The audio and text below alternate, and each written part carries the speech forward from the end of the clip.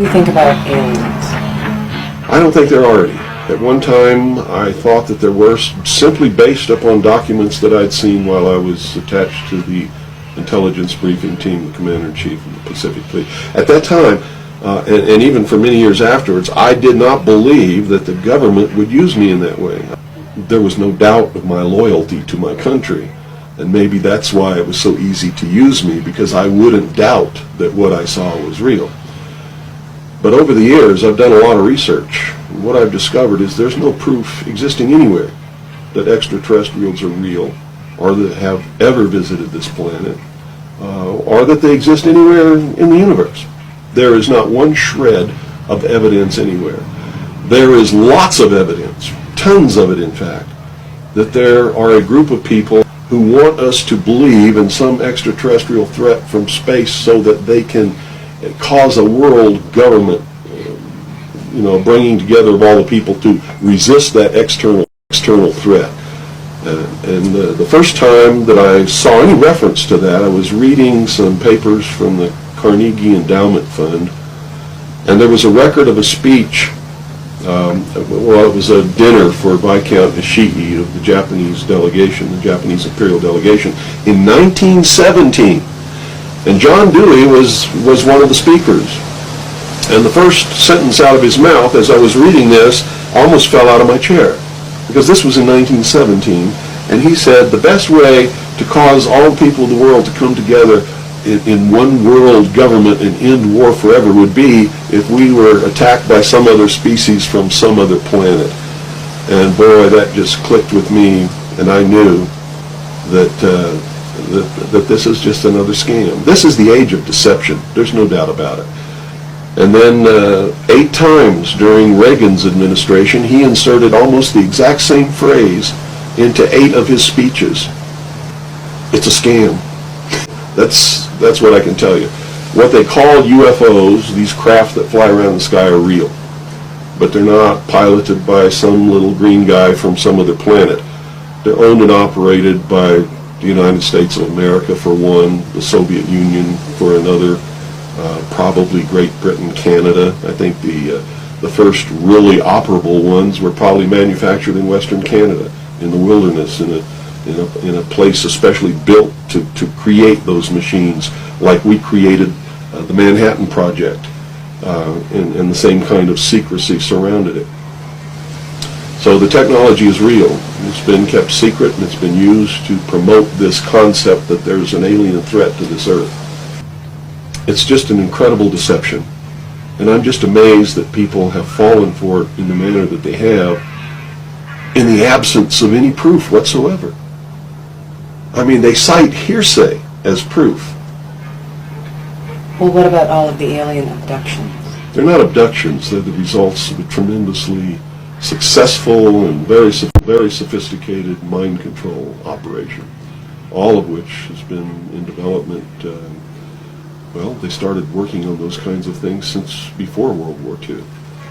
But they have perfected them. On my website, I have a patent of a machine that can read your brain waves, can recombine them in a computer and send them back to you and make you think things happened that never happened. I mean, you can't get a patent for something like that unless it really works. You have to prove it to the patent office. It works. A patent was issued. Also, the congressional investigations into the intelligence community has revealed the existence of these programs, and there's no secret about it. It's documented. But that's what it is. It's not extraterrestrials coming down. The human body cannot pass through walls and roofs, or through windows that are closed.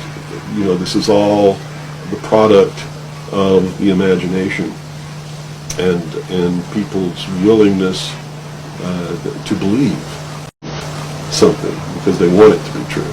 I don't know why they would want it to be true.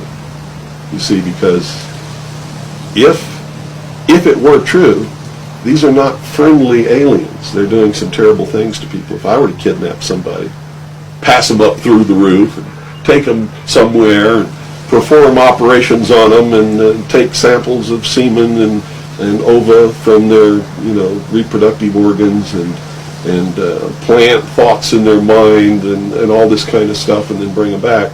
guess where I'd be right now? In prison. It's kidnapping. It's criminal. It's a terrible thing.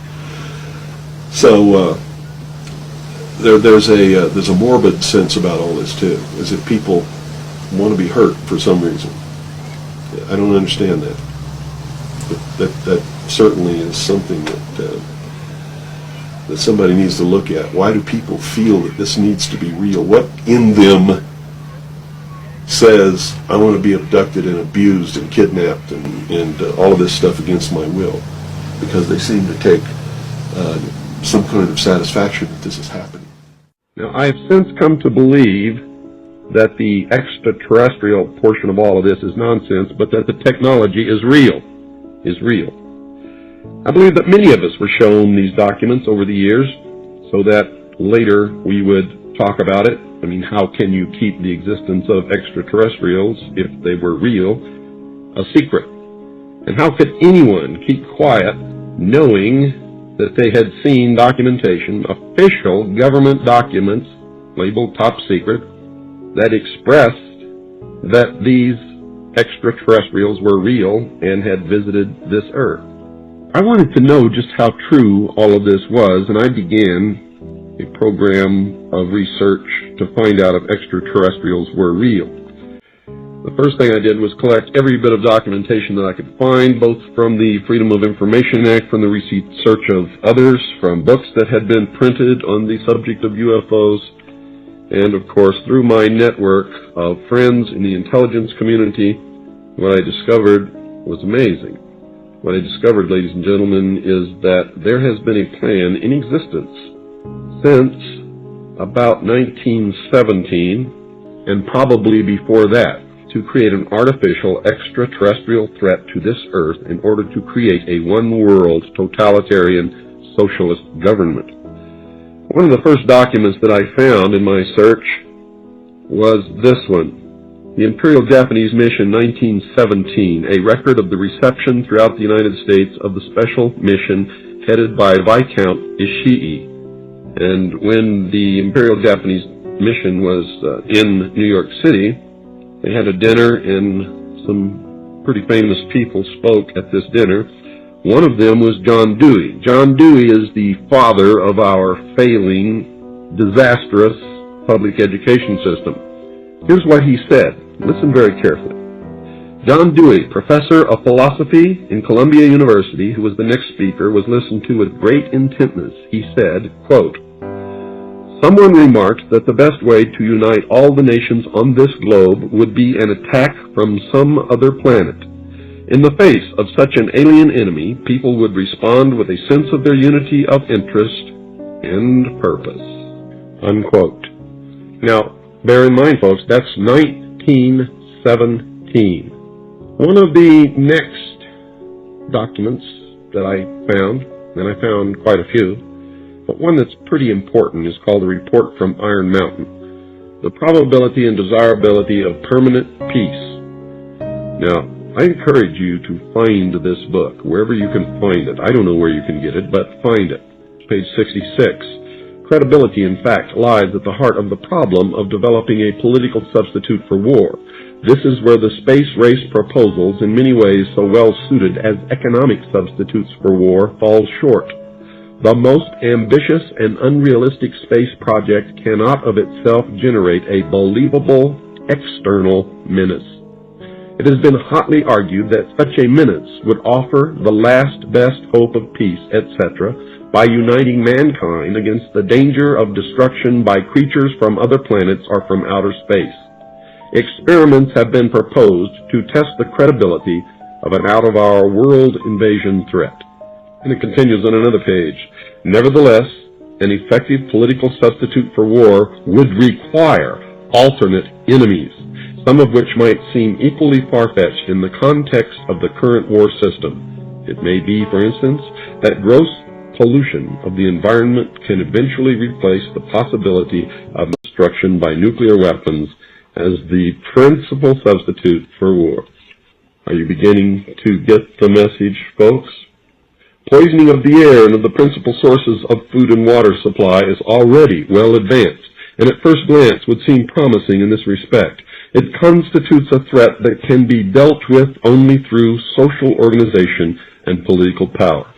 But from present indications, it will be a generation to a generation and a half before environmental pollution, however severe, will be sufficiently menacing on a global scale to offer a possible basis for a solution. However unlikely some of the possible alternate enemies we have mentioned may seem, we must emphasize that one must be found of credible quality and magnitude if a transition to peace is ever to come about without social disintegration. It is more probable, in our judgment, that such a threat will have to be invented rather than developed from unknown conditions. Ladies and gentlemen, they have created so many alternate enemies in order to bring about their one-world totalitarian socialist state that we don't know which enemy to believe is real or is false, or whether to just toss them all out on their ears. And I think that that is probably going to be the best solution. Disarmament is no accident. All of these bills in Congress to take away our weapons is no accident. The intentional environmental pollution of our lakes, rivers, streams, oceans, forests, everything is no accident, as you just heard. These things were planned many, many years ago. All the bombardment of the public with movies about flying saucers in the 50s, right after the United Nations Treaty was signed and the UN Participation Act was pushed through Congress, and all of the incidents since that have convinced the majority of the American people that flying saucers are real and extraterrestrials exist, and that flying saucers are from an extraterrestrial origin. This is being promulgated in many ways, by television commercials, in the movies, in the newspapers, by creating incidents either real or imagined. I believe, because of my research and because of the extensive documentation that I've found and that is in my book, that this whole scenario has been created to give us an artificial alien threat from outer space. During the Reagan administration, he made 6 speeches, specifically talked about a threat from outer space by some other species from some other planet. 6, ladies and gentlemen. Why would the president repeat the same thing 6 times, tagged on to the ends of speeches by him? The speechwriters did not put that in the speech. Ronald Reagan added it himself. Perhaps we need some outside universal threat. I occasionally think how quickly our differences worldwide would vanish if we were facing an alien threat from outside this world.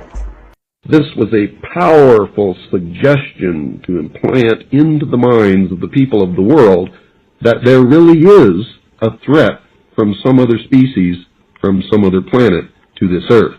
Now, you people out there have been ignoring the UFO phenomenon for too long. It has all the earmarks of the most successful, most sophisticated mind control operation in the history of the world, and you are ignoring it. What better way to implement a plan to bring about a one-world government than to create the possibility in the minds of the people of the world that we are being threatened from some other species, from some other planet, and do it in a way that if anybody questions it or challenged it or wants to talk about it publicly, that they are ridiculed. And the ultimate goal is to make the earth look very small, to present the people of the world with an external threat to this earth, a superior race from some other planet, vastly superior to us in intellect, philosophy, and technology, in order to cause the dissolution of nation-states, the dissolution of all existing religions, and the formation of the world totalitarian socialist government. J. Bennett Johnson then showed me through his office at General Dynamics a then top secret stealth. Here was this triangular stealth that wasn't in any of the school books, wasn't being talked about anywhere, wasn't out in the newspapers or anything else. It was being withheld. It was still a top secret weapon system. But I saw this triangular stealth. It looked like a spaceship to me. I'd never seen anything like that. And everything that J. Bennett Johnson was doing and he was involved in certainly was alien to me. So it was easy for me to accept the idea that what was happening was in fact being perpetrated by aliens. I'm not saying that there's no such thing as aliens. That would be foolish for me to even say anything like that at all. But what I am saying is that it was my experience that these were people claiming to be aliens. If there's a reality out there pertaining to any alien influence, we need to sort out the government misinformation and disinformation and mind manipulation techniques that they're using. I know for a fact that the plan is to make all of us feel totally helpless, that what's happening is beyond our realm to affect because we've been taken over by aliens, that our independence day is dawning. So beware of that. Understand that those criminals have been keeping information and technology from us under their blanket of national security. They are 25 years ahead of us at least, technologically. Can you imagine what they've got now? 25 years ahead? What's happened that you're aware of in the last 25 years? Microwave ovens, we've got computerization, and they've had access to all of that to continue their own advancements. They're way ahead. So when they say, it's aliens, and they show us some incredible technology, don't fall into the trap of feeling totally helpless, that this is beyond our realm to affect. Superstition begins where knowledge leaves off. And they have been keeping knowledge from us for a long time. People have all kinds of belief systems. And I'm sure each and every one of you has various and different belief systems as well. Regardless of what your belief system is, it is imperative that you know that these criminals are people. They are within our realm to affect. They need to be held accountable for their actions and their crimes against humanity.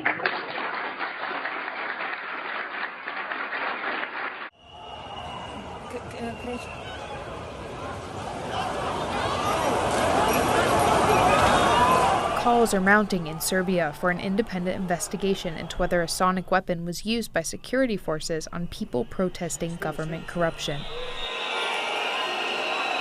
A progressive Serbian opposition party alleged that a sonic weapon, a class not included on the government's list of legal weapons, caused the panic you see here.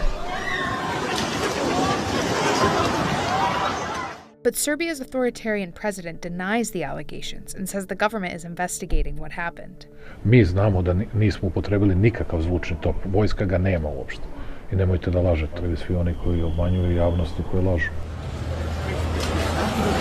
It is really uncomfortable feeling of that sound. It will stay with me for a long time. Sonic weapons emit very high or very low frequency sound waves to disorient or injure targets. People who say they were in the epicenter of the alleged attack complained on social media about strong headache, nausea, and disorientation.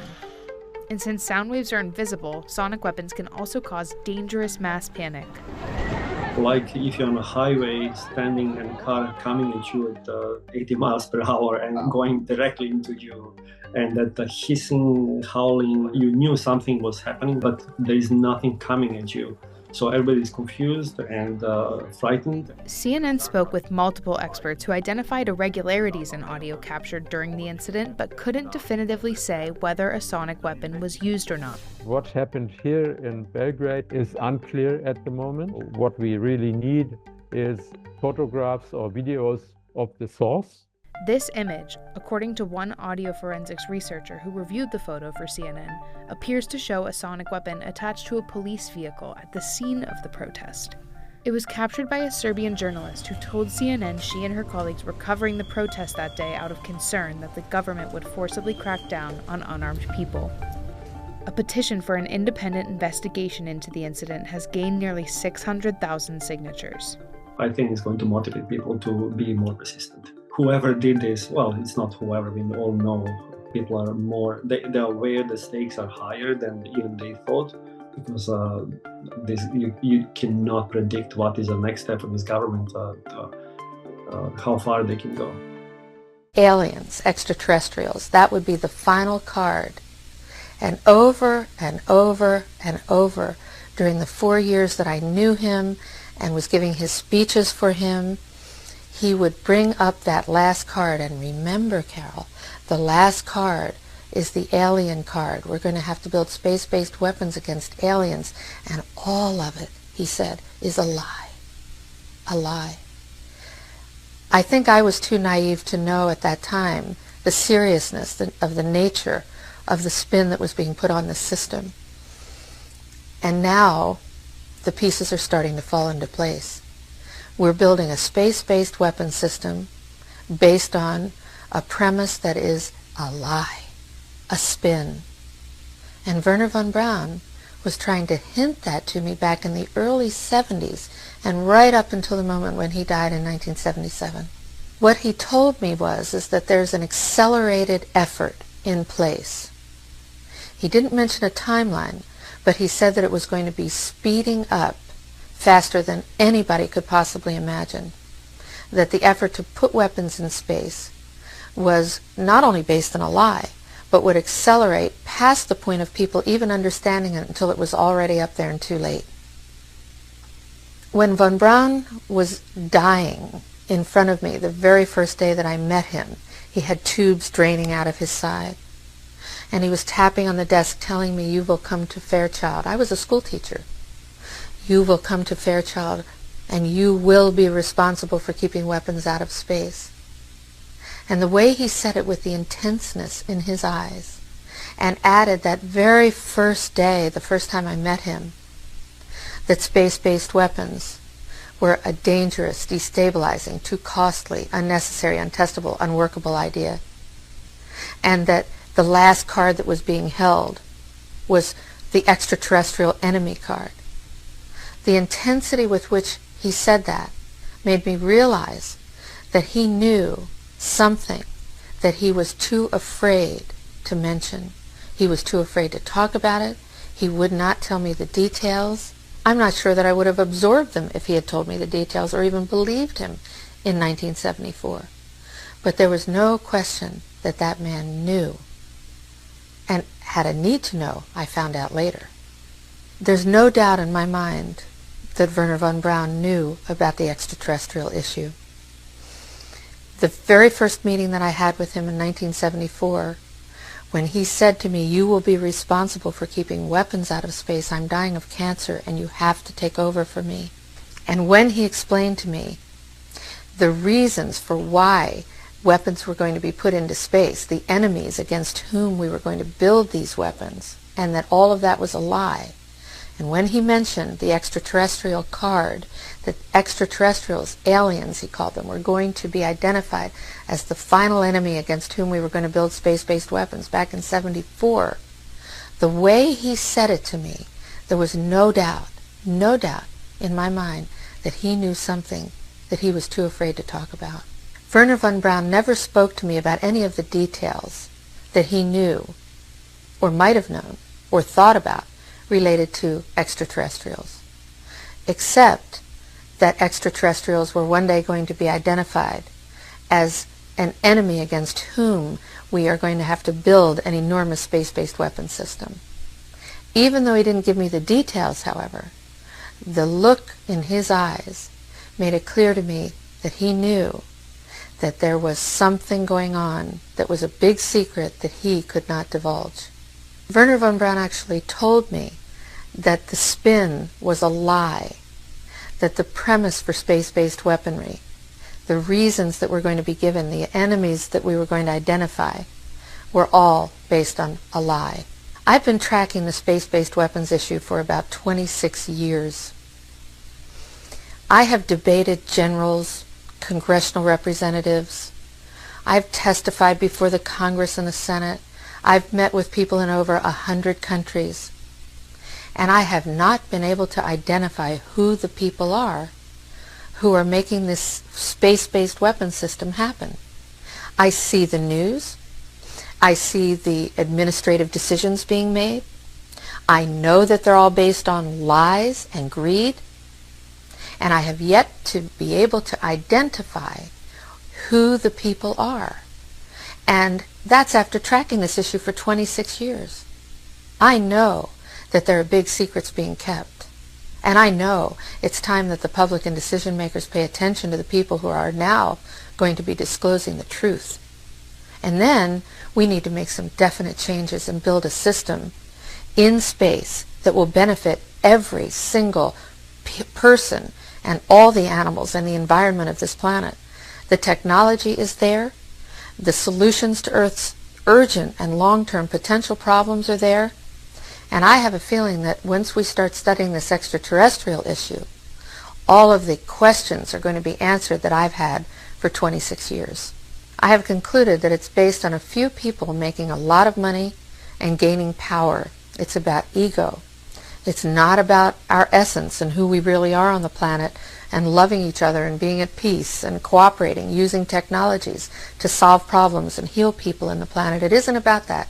It's about a few people who really are playing an old, dangerous, costly game for their own pocketbooks and power struggle.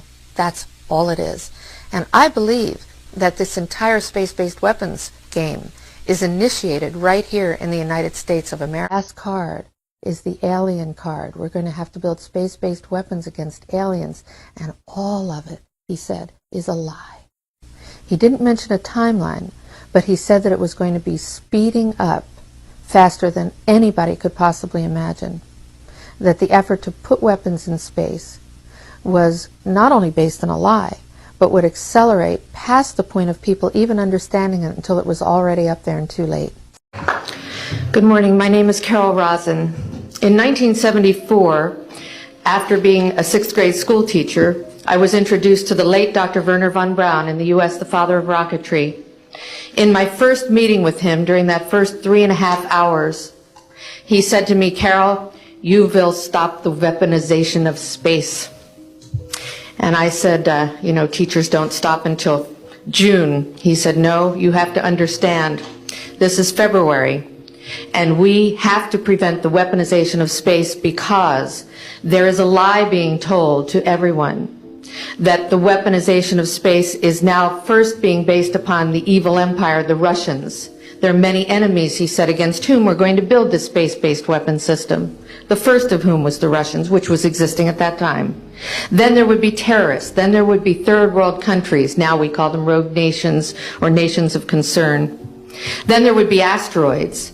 And then he would repeat to me over and over, "And the last card, the last card, the last card would be the extraterrestrial threat."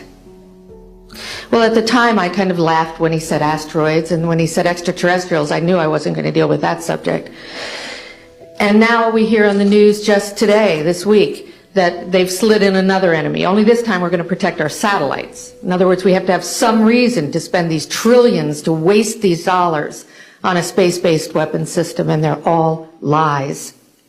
This is a system, he told me, that would never protect anyone. Even back then, he talked about suitcase bombs. He talked about chemical, viral, bacterial, biological warfare, that these space-based weapons would never protect us against. And then he told me that, in fact, if you travel around the world, which I did after he died in 1977, I met with people in over 100 countries who were friends. They didn't want to build space-based weapons. I became a space and missile defense consultant. And I worked with people around the world. I became an advisor to the People's Republic of China. They don't want to build a space-based weapon system. And he told me back then that they didn't. He said, "Go to Russia. They're considered to be the enemy." I got on a plane by myself. When I got to Russia, I had a list of people that I had read out of the newspaper. Chernenko was in office then. He was the only one I didn't get a chance to meet. They introduced me to everyone when I got there.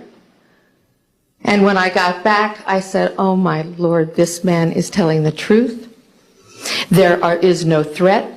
And I've been waiting until this day for 27 years, and I'm expecting the spin to happen, because he also explained to me that as a military strategist, as a person who worked on the MX missile, which I did later, He said, you will find that there is going to be a spin to find some enemy against whom we have to build space-based weapons. And now we should expect the spin, because he said part of the formula for the intelligence community is if they might have a weapon, then we have to consider that they do have these weapons. So now they do have these weapons, so now we have to build these weapon systems. And that's the formula, except that it's all based on a lie. And we have witnesses here today that have shown you that these extraterrestrial beings, that these craft that have come here are now not UFOs, they're identified flying objects, and we know that they have beings in them. And we have witnesses here who have told you that they can shut down our missile silos, they can stop a rocket going into space that's a test. We have witnesses here who have worked in the classified departments who have the courage to come forward here to support what Wernher von Braun told me back in 1974 to 77. And I will testify before the Congress that when I founded the Institute for Security and Cooperation in Outer Space, which I shut down a few years ago because I didn't believe we had a chance with this huge, integrated around the world, complex weapon system, that we had any chance at all of transforming that war industry into a space industry that could provide benefits, like Dr. Greer has said, of global warming. We can end that situation of that problem. We can end the energy crisis. We can build now non-polluting technologies. Wernher von Braun used to tell me that we could have cars back then that drove around off the ground. He described this to me on beams so that we have no pollution on this planet. And we can solve the problems of the people that are urgent and potential, and the other animals and the other cultures on Earth and in space. And we can end the arms race without dislocating the industry jobs, without disrupting the economy, by transforming, Wernher von Braun told me, the war industry into a global cooperative space industry that will provide, he said, finally, more jobs and profits on this planet than during any hot or cold wartime, more products and services that can be applied directly to solving the problems of this planet.